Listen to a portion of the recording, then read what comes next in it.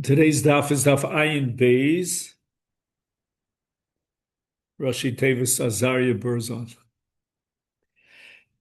So now the Gemara wants to know about the case where you have two tabos, two rings that were swallowed up by one person, and they touch each other inside his body. And the Gemara says that in that case it's called tuma blua. And if the tuma is swallowed up, then it cannot convey contamination. So therefore, even though one of the two rings was tame, nevertheless, it does not transmit tuma to the other ring.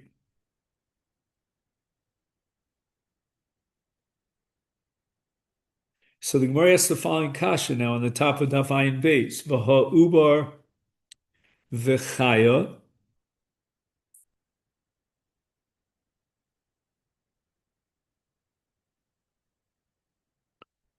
In the case of a midwife who puts her hand inside the womb of the pregnant woman who's about to give birth, and she comes in contact directly with the ubar, and the Mishnah says that kametamila ubar l'chaya, that if the ubar is tame, then it conveys tuma to the midwife. And the question is, why is that so? After all, the fetus itself is tuma blua. It's swallowed up inside the body of the mother. Omar Rabba, shani ubar. Ubar is different, that it breaks the rules that normally apply to tuma blua, to something that's swallowed up. Why? Because hoil v'sofa lotzes. In other words, the ubar is going to be born and, so to speak, expelled from the womb of its mother. And therefore, that's not considered swallowed up. Swallowed up means in a permanent kind of basis. So therefore, Rabbah is differentiating between the case of the ring and the case of the ubar. Omar Rava says, I don't get it.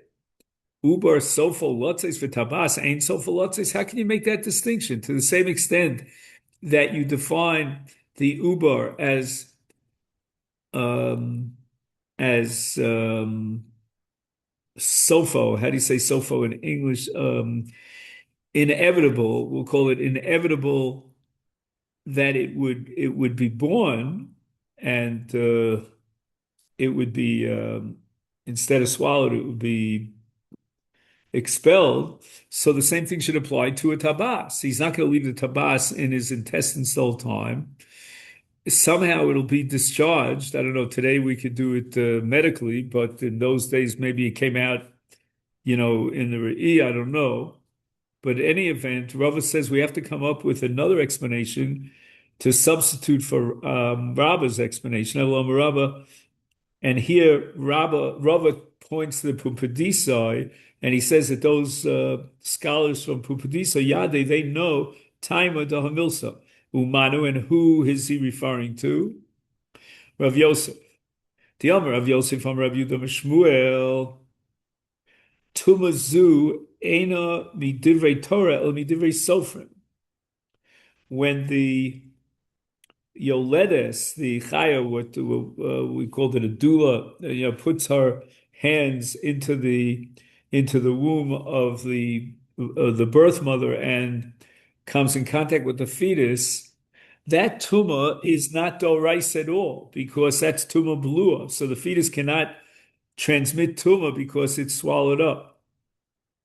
But the entire discussion in the Mishnah about the fetus and the midwife's tuma is all drabanan.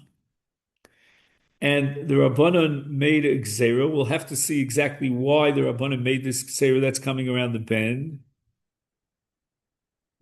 So according to the strict letter of the law, the fetus should not transmit tuma to the chaya because it's tuma blua. Now take a look at the language of Rav Yosef. He says two things. Number one, he says Tumazu ena midivrei Torah. That's a negative. And then he says on the positive side, Ela midivrei Sofrim, that the Rabbanan made this gzeira. So the Gemara now is wondering why the double language. Why does he say ena midivrei Torah, Ela midivrei Sofrim? Why not just say midivrei Sofrim? Why does he have to say ena midivrei Torah? Anything that's midivrei Sofrim obviously is not midivrei Torah. The lo tema liba de Rabbi Akiva diamar ubar b'mei isha tameh. According to Rabbi Akiva, tuma blua is capable of commuting tuma, transmitting tuma to an object, and therefore the ubar, even though it's blua, it's swallowed up in its mother's womb, nevertheless it is mitame and transmits tuma on a deraisa level, according to Rabbi Akiva. The Gemara later on is going to quote this Rabbi Akiva and his bar plugta Rabbi Shmuel. It's a fascinating machlokas the Gemara is going to analyze. And therefore, you might have learned, says Rabbi Yosef, that our Mishnah, it reflects the sheet of Rabbi Akiva that Tuma Blua is Metami Midaraisa. And our Mishnah, therefore, should be limited to the sheet of Rabbi Akiva as opposed to Rabbi Shmuel, who holds that Tuma Blua cannot contaminate. No. So he starts by saying, Eina Midivrei Torah, means don't go according to Rabbi Akiva, limit yourself to Rabbi Akiva. Ela midivrei sofrim, which means that even Rabbi Shmuel, who holds that uber b'mei imo tar, because tuma blua is not capable of transmitting tuma according to the Torah law, but nevertheless goes ubei rabbanon tuma. My timer. So now the Gemara wants to understand why is it that the Rabbanon established a tuma de Rabbanon in the case of the fetus, according to Rabbi Shmuel, who holds that Tuma Blua does not transmit Tuma. And whatever Gzera you're going to come up with, as we'll soon see, has to fit the following two conditions. Number one, it has to justify the fear of the Rabbanon if we left things as is on a Dorais. And number two, it has to be a svara that operates only for the chaya, because the Mishnah says that the Oledes herself, the birth mother, does not contract tuma until after the Vlad is born. So let's see how the Gemara is going to address these two issues. Amar Rav Oshai. Gzera Shema Yotze Vlad Rosho Chutz Leprozdor. Now we said over and over again that once the fetus is born, then it's Tameh, and it will convey Tumah.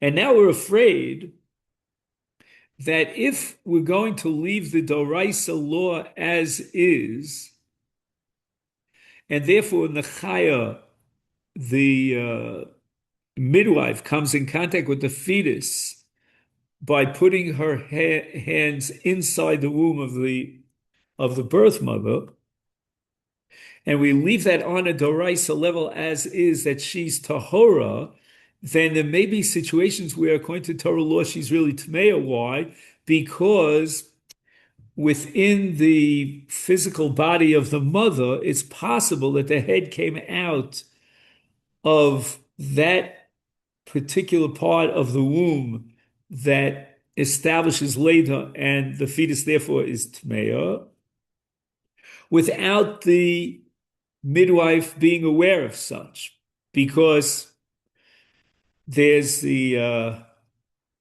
what's called the birth canal, or otherwise known as the antechamber, And that's even before the head of the fetus is noticeable, is seeable. I don't know what word to use to the eye. So it's again, you're talking about a baby's head, and it only has to be over the head, and it's a small head, and it comes out of this antechamber, which is called the prosdor, which is a very significant concept in Masechta Nida. And guess what? The midwife has no clue that this fetus is already halachically born and it can therefore transmit tumah. And she comes to the erroneous conclusion that her hands are inside the body of the mother, which is called tumah blua, and therefore she's tahora, when in truth, the head of the baby already exited out of the prosdor, and therefore the baby is considered legally yolud. There's leda here, and it's mitame tuma doraisa. So the Rabbanu were afraid that maybe the midwife, she's very preoccupied with her work, and she doesn't realize that she's really tmeya, but she really is tmeya, and therefore the Rabbanan imposed the tumah even when she's not tmeya, because the contact between her hands and the head of the body was before the leda, therefore it's tumah blua. So with the Raisa, according to Rabbi Shmuel, she's not tmeya, but the Rabbanan made that. So the Gemara asks, wait a minute, what about the second condition? Ihachi isha nami. I mean, why do you say that the birth mother is not tmeya? She should also have this gzera because she thinks that the fetus is inside her body, and therefore she's not tmeya, and therefore she's working with taros. And unbeknown to her, the baby actually popped its head out of the antechamber, the prosdor, and she's really tmeya. So the Gemara answers, Isha margeshes bi'atzma. A woman will feel in herself when the baby's head has emerged into the prosdor, and then she'll know for sure she's tmeya. We don't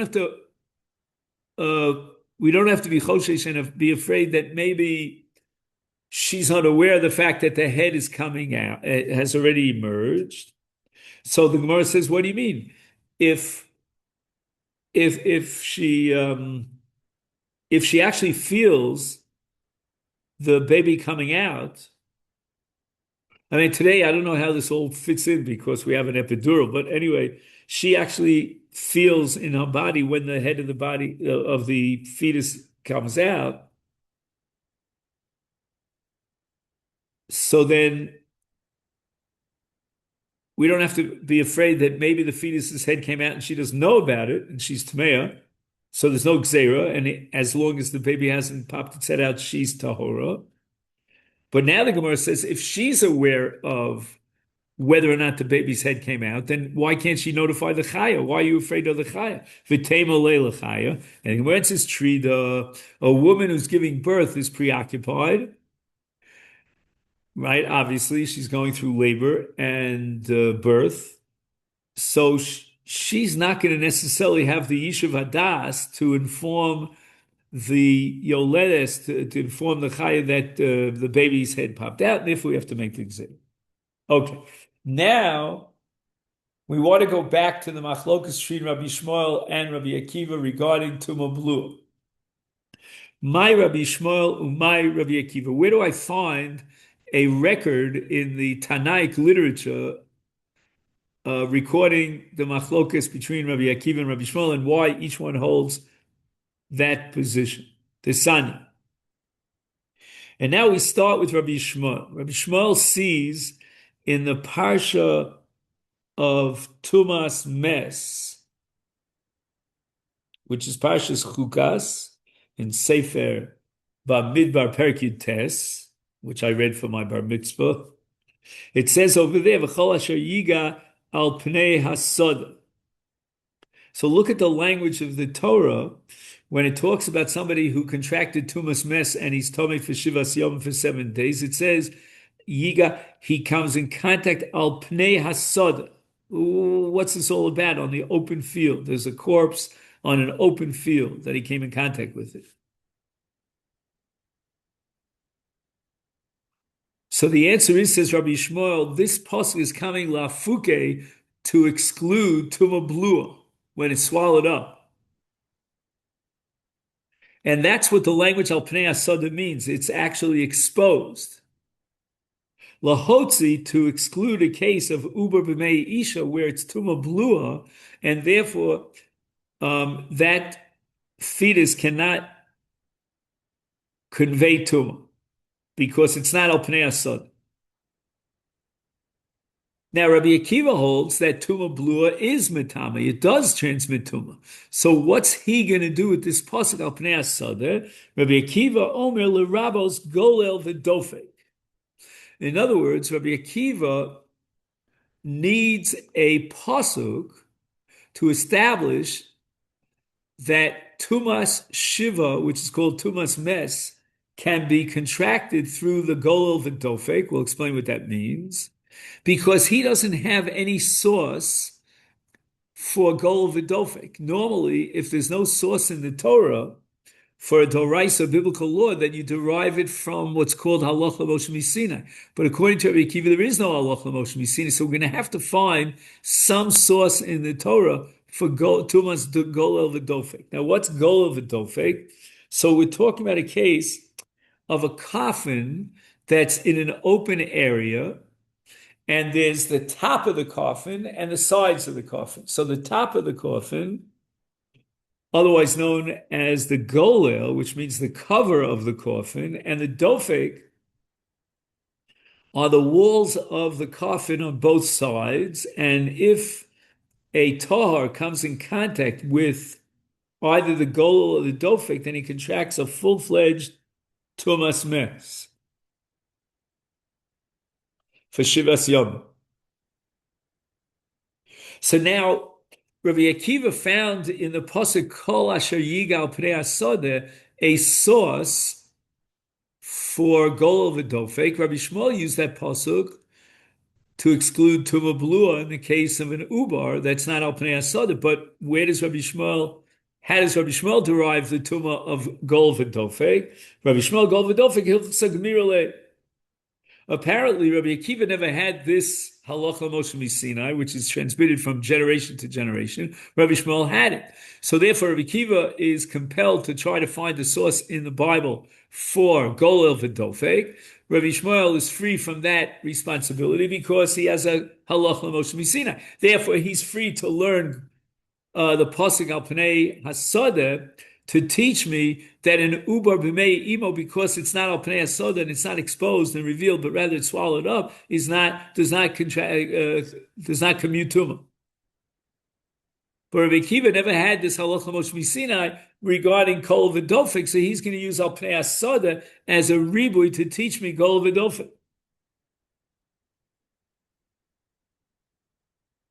And therefore, ubar b'mei imo tame, since Rabbi Akiva needs the pasuk al pnei hasada to derive golel v'dofek, he doesn't have that pasuk to exclude an uber b'mei imo because of tuma blua. Therefore, Rabbi Akiva comes to the conclusion that tuma blua midaraisa contracts and commutes tuma. So the Gemara now asks midaraisa minole. You know what?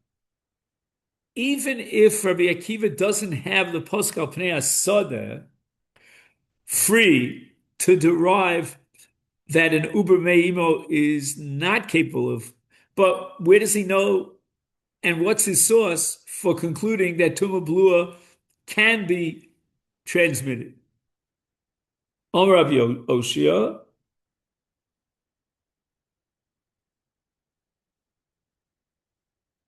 didn't we just have Rabbi Oshia recently? Oh yeah, we had Rabbi Oshia with regard to the Gzeira business.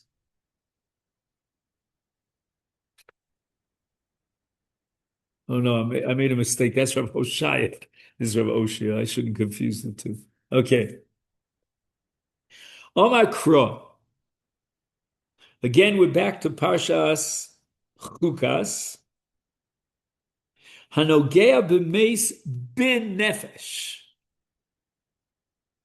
bin nefesh. And that syntax is very challenging, very confusing. What do you mean he came in contact with a corpse? That's called a mess.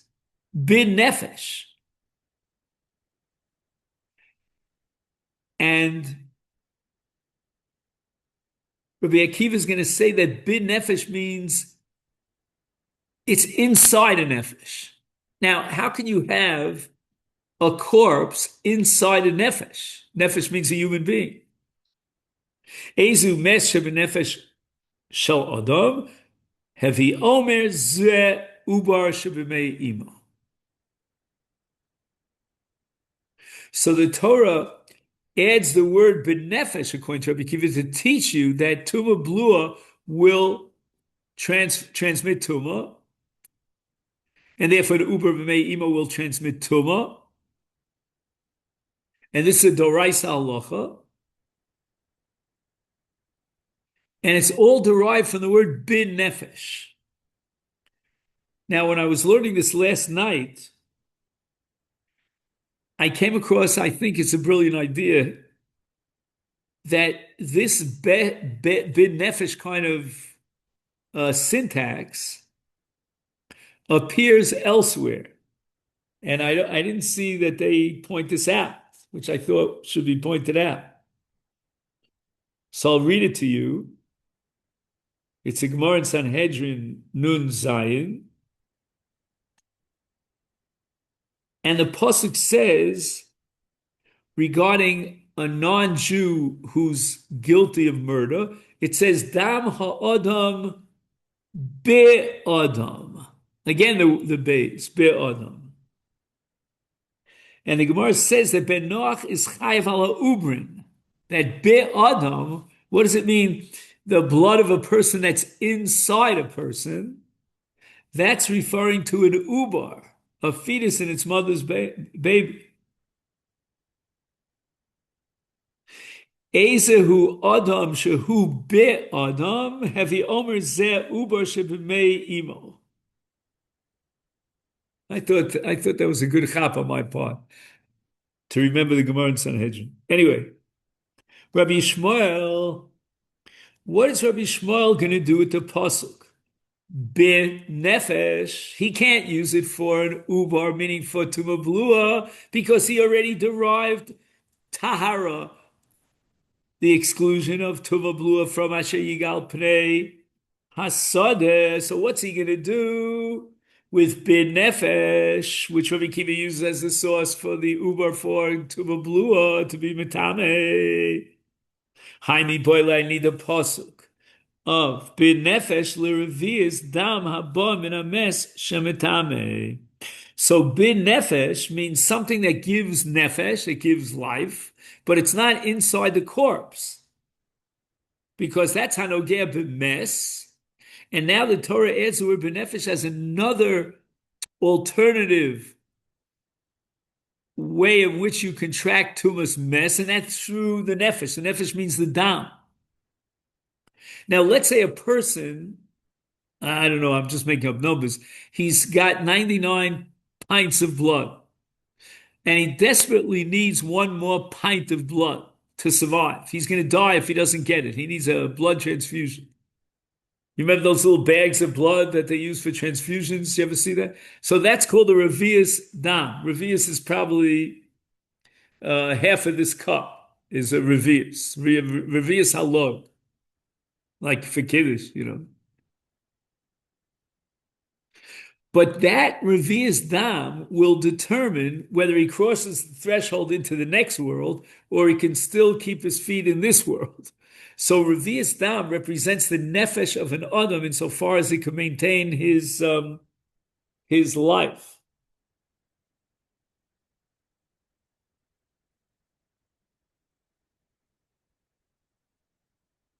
It can sustain life.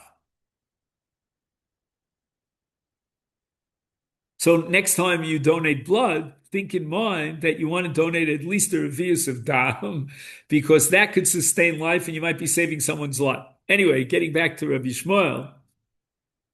So Rabbi Shmuel is saying the following: Hanogeh b'mes, that's A, which means one method of contracting tumas mes is by coming in contact with the corpse, and B, b'nefesh, even if he doesn't touch the corpse, but he touched or he was in an oil together with a revius dam of a mess, then the revius dam represents the life of a person, the nefesh, and therefore he contracts tumas shibud.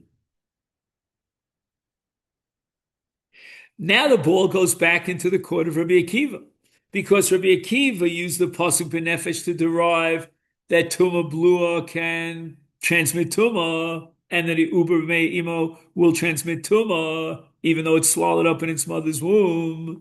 And now Rabbi Akiva has no source for Ravi's dam.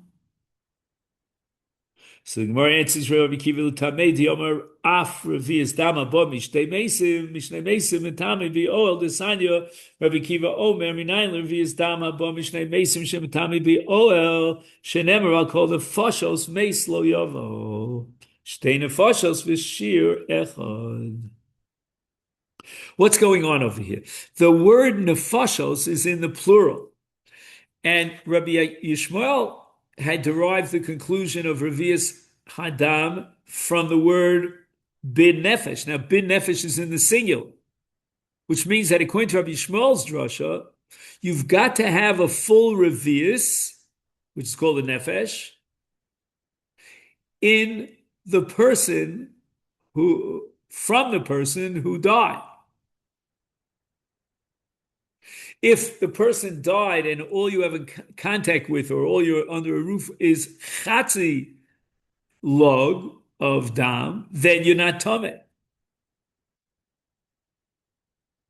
Comes along Rabbi Akiva and says, yes, it's very possible that you contract tumah, even though from this corpse all you came in contact with was a chatzi log, because there's another corpse, and somehow the two chatzi logs got together. Maybe they were murdered and the blood just rolled together.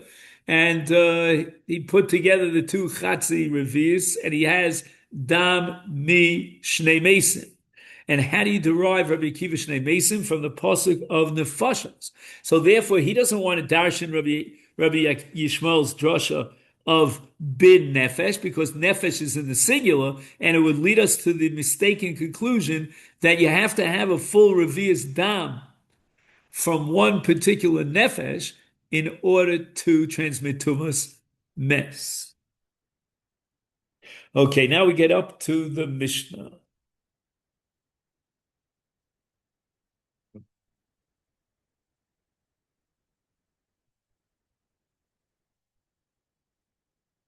This is a very long Mishnah. And the first part of the Mishnah is quite challenging, but we'll try to do the best we can. Behema makasha leled v'hotzi uber es yodo. We mentioned in the past that if an animal is having real trouble giving birth, so very often the fetus is aware of this or moves around in such a way that it extended its foreleg outside of the womb of its mother. And then chatocha, he cut off that limb from the fetus. That limb is called Aver min achai, and it's mitame. Then, after chatocho, achach shochat es imo. And then he did shchita on the mother. Now, we have to figure out whether or not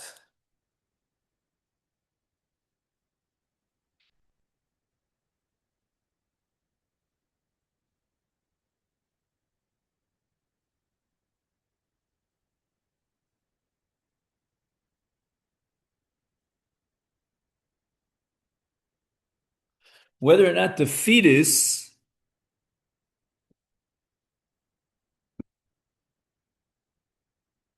is tummy.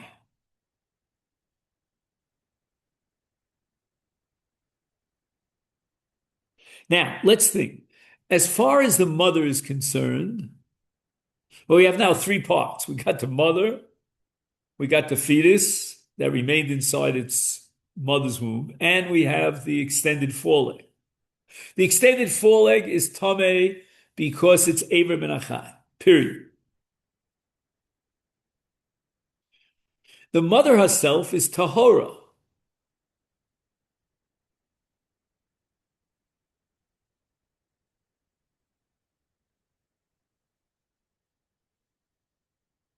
Why? Because at the moment that the fetus extended its foreleg, the mother was a viable being.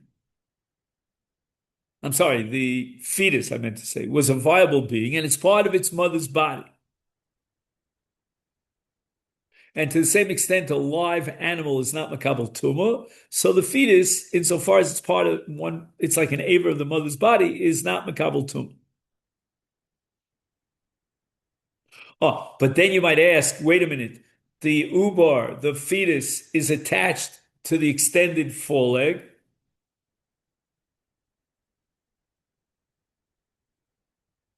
And the answer is that the fetus cannot be makabel tumah at that point because, as we said before, it's part of the mother's body. But he went ahead and he severed the foreleg, and then he shechted the mother. So in such a case,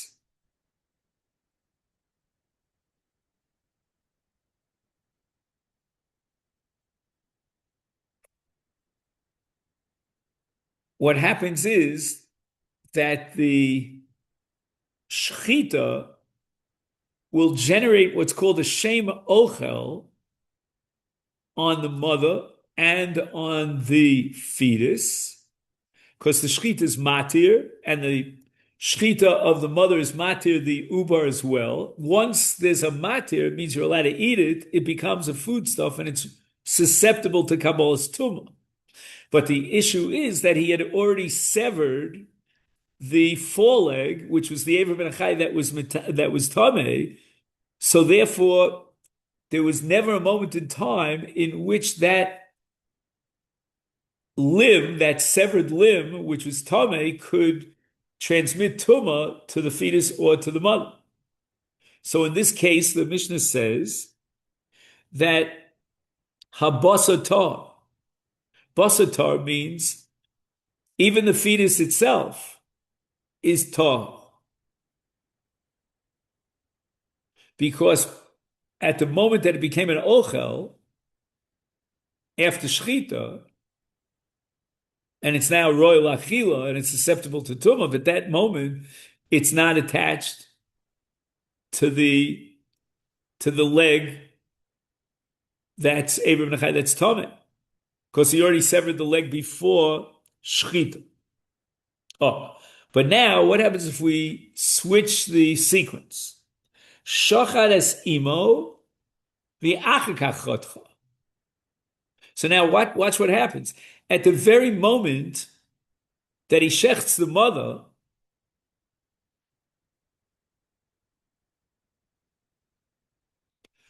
the fetus becomes an ochel. Because again, as we said before, the shechita of the mother is valid for the fetus. And the fetus is at this point in time after the shechita attached to the foreleg. The foreleg is tameh. So the attachment between the the fetus and the foreleg should generate tumah to the fetus, and that's exactly what Rameir says. Habasar meaning the fetus itself, is maga nevela. It's in touch, it's in contact with the nevela. And where's the nevela here? Because we said that the foreleg that was extended has a din of Aver Menachai, and Aver Menachai is Tomei B'tumas Nevela. There's no head to Shchita, so it's like a dead limb without Shchita. That makes it into Nevela. And now the fetus is in contact with that foreleg, and therefore it becomes Tomei through the process of Maga B'Nevela. Divrei Rabbi Meir. Now, in order to understand why the Chachamim reject Rabbi Meir, we're going to say the following.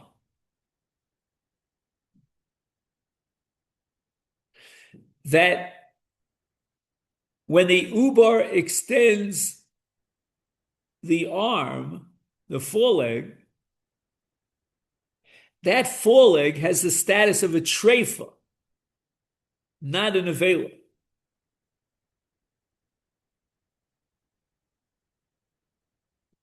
Now, I'm trying to remember why that's so, because I think we had this in the past. Just give me a second.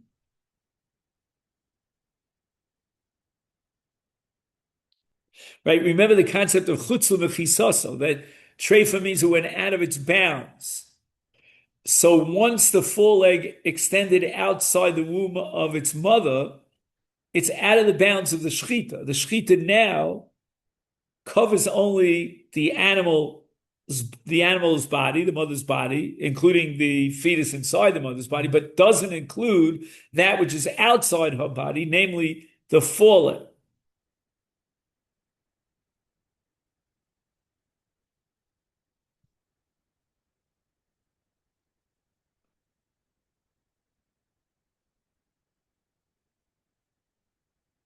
So again, I'm just going to very quickly say the following. Again, it has to be studied, but not for now. That he did the shechita before they cut off the foreleg, right? In the sefer, the shacharas imo, the achka. So that means that limb that was extended is a treifa. It's not yet an avela because it's not an aver menachai, meaning it's not yet a separate entity because you haven't severed it yet. So at the time of the shechita, when the foreleg was connected to the uterus, to the fetus, at that point, the shechita of the mother, as far as the foreleg is concerned, is called shchitas treifa, which means that if you have an animal that's treif, and we spent a whole parak on that, and then you shecht it, it's mitayr midei nevela, right? The shechita of a treifa, although it cannot permit the meat of the treifa for consumption, but nevertheless it does remove tumas nevela, and therefore the status of the foreleg before the severance is that of a foreleg that's attached to the fetus, and insofar as it's attached to the fetus, the shechita of the mother is meaningful vis-a-vis not only the fetus, which is clearly inside its body, but also vis-a-vis the foreleg, because the foreleg is still attached and hasn't been severed from the fetus. So that shechita, argues the Chachamim, will be metaher the foreleg from tumas nevela, and therefore all that you have now in the case of the foreleg is a status of a treifa.